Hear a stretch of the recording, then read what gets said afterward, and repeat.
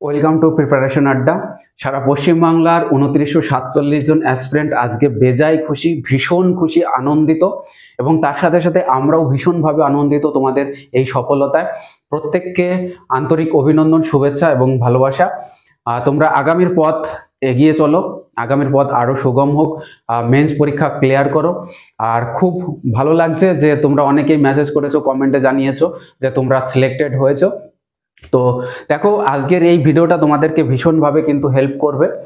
এই ভিডিওতে আমরা দেখব বেশ কয়েকটা জিনিস, কয়েকটা কোশ্চেনের উত্তর আমরা নেওয়ার চেষ্টা করব যে প্রত্যেকের একই কাট অফ কেন না। এখানে ফার্স্টেই বলে দেওয়া ছিল নোটিফিকেশন বেরোনোর সময় যে মিনিমাম কোয়ালিফাইং মার্কস 50% প্রত্যেকটা ক্যাটাগরির, অর্থাৎ প্রত্যেকটা ক্যাটাগরিরই কিন্তু 50% বলে দেওয়া ছিল এবং সেই মোতাবেকই দেখা গেছে যে আজকের কাট অফ কিন্তু 50 গেছে। যদিও আলাদা করে কাট অফ কিন্তু বলে দেওয়া হয়নি, কিন্তু লিস্টে যে 2947 জন অ্যাসপিরেন্ট তার মধ্যে 50-এর নিচে কারোরই নাম্বার নেই। সুতরাং সেখান থেকেই পরিষ্কার বোঝা যাচ্ছে 50 কাট অফে কিন্তু এই মেরিট লিস্ট প্রকাশিত হয়েছে।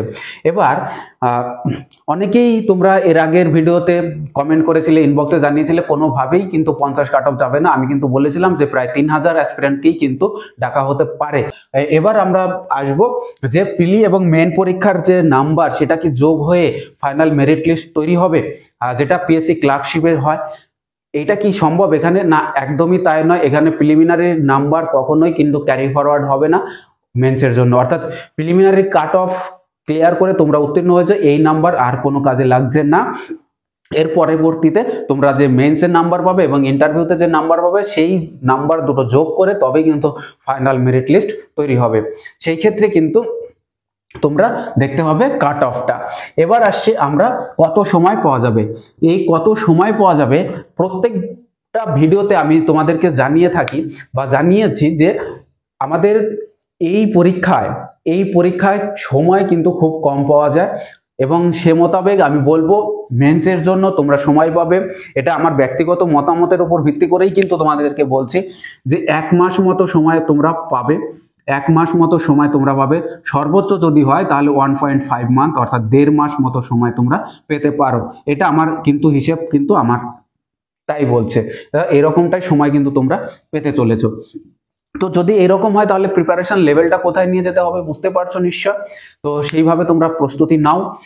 দেখো, আর রং আনসারের জন্য তোমরা অনেকেই নাম্বার পাওনি, বিশেষ করে ডি সেটটা যাদের পড়েছিল question booklet number D, question booklet series D, সেখানে অনেকেরই অবজেকশন যে রং নাম্বার, রং আনসার রয়েছে তবু কিন্তু উত্তর সবার কিন্তু মার্কস যোগ হয়নি, মার্কস কিন্তু পাইনি।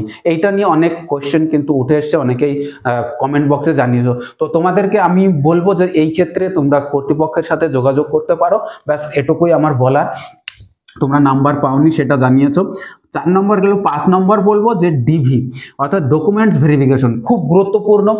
এর আগের বার 2018 নোটিফিকেশনে তোমরা জেনে থাকবে যে যারা প্রিলিমিনারিতে পাস করেছিল, তো প্রিলিমিনারি পাসের পরেই কিন্তু ডকুমেন্টস ভেরিফিকেশন হয়ে গেছিল প্রত্যেকের যারা কোয়ালিফাই করেছিল প্রত্যেকেরই। কিন্তু এইবার কিন্তু ডকুমেন্টস ভেরিফিকেশন কিন্তু সবার জন্য ডাকা হয়নি, এমনটাই কিন্তু জানিয়েছে।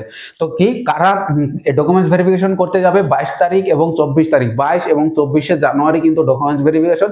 কারা না, যারা এক্স সার্ভিসম্যান, যারা পিডব্লিউডি ক্যান্ডিডেট, যারা এক্সেমটেড ক্যাটাগরি, যারা স্পোর্টস পার্সন, তো এইরকম যারা ক্যাটাগরিতে আছে সেই ক্যাটাগরি ওয়াইজ কিন্তু তাদেরকে প্রপার ডকুমেন্টস নিয়ে তবেই কিন্তু যেতে হবে। কবে? 22 এবং 24শে জানুয়ারি বেলা 12টা থেকে 4:30-এর মধ্যে যে নির্দিষ্ট ঠিকানা দেওয়া আছে সেই নির্দিষ্ট ঠিকানায় কিন্তু পৌঁছে যেতে হবে। যদি কেউ অ্যাবসেন্ট থাকে তার ক্যান্ডিডেটস আর কিন্তু ক্যান্সেলই হবে, এরকমটাই কিন্তু হয়। এবং লাস্ট আমরা দেখব যে এই প্রপার যে তোমার প্রিপারেশন, এই প্রিপারেশন নেওয়ার জন্য তোমাদের মক টেস্ট কিন্তু রাখা হয়েছে তোমাদের জন্য। এই পেইড মক টেস্টে তোমরা কিন্তু সম্পূর্ণ গাইডেন্স পেয়ে যাবে এবং কিভাবে লিখতে হবে, উত্তর কিভাবে লিখলে সর্বোচ্চ নাম্বার পাওয়া যায় এবং বেশ কিছু ট্রিক্স তোমাদেরকে এখানে শেখানো হবে, দেওয়া হবে এবং সর্বসাকল্যে কিভাবে লিখলে সর্বোচ্চ নাম্বারটা পাওয়া যায় সেইগুলো তোমাদেরকে শেখানো হবে। আর তোমরা প্রত্যেকটাই জানো যে কোনো একটা চাকরি পরীক্ষা দিতে গেলে তাকে কিন্তু অনেক মেহনত করতে হয়, তাকে অনেক পরিশ্রম করতে হয় এবং প্রচুর পরিমাণে প্র্যাকটিস করতে হয়। এবং যেহেতু এটা ডেসক্রিপটিভ পেপার, তাই ডেসক্রিপটিভ লেখার যে ধরন সেটাও কিন্তু বুঝতে হয়। তো সেই সমস্ত কিছু ভাবনা চিন্তা করে আমাদের এই মক টেস্টটা সাজানো হয়েছে, খুব সুন্দরভাবে তোমাদের কাছে রিপ্রেজেন্ট করার চেষ্টা করেছি আমি। তো সেটা তোমরা যদি অ্যাভেল করতে চাও তাহলে ডেসক্রিপশন বক্সে দেখো টেলিগ্রাম গ্রুপের লিঙ্ক রয়েছে, সেই লিঙ্কের মাধ্যমে আমাদের সাথে যোগাযোগ করো। খুব শীঘ্রই কিন্তু আমাদের এই পেইড মক টেস্ট কিন্তু চালু হয়ে যাবে, কেননা পরীক্ষার জন্য হাতে সময় খুব কম। আর এই কম সময় তোমরা যে যেখানেই পারছো প্রিপারেশন নাও, যেভাবেই হোক লড়াই করে তোমাদেরকে কিন্তু এই চাকরিটা পেতে হবে। তো সেই মানসিকতা নিয়ে যুদ্ধে নেমে পড়ো। সকলের জন্য অনেক অনেক শুভকামনা। আজকের ভিডিও এখানেই, পরবর্তী ভিডিওতে আবার দেখা হবে, কথা হবে।